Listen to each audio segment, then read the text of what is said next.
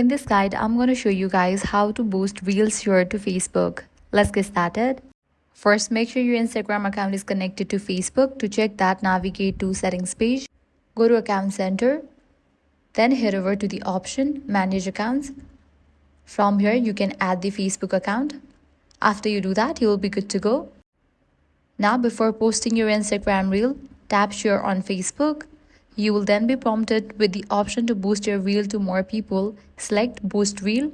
In case you have already posted the reel, launch it. Then click on the option Boost. Now you'll need to fill in these details: goal, audience, budget. And once you're in this page, you're going to find this option of preview. Click on that. Make sure Share to Facebook option is enabled. In case your Instagram account is not connected to Facebook, you will see Recommend on Facebook and will need to toggle the feature to on. Select whether you want to turn this feature on for all reels or just for the current reel.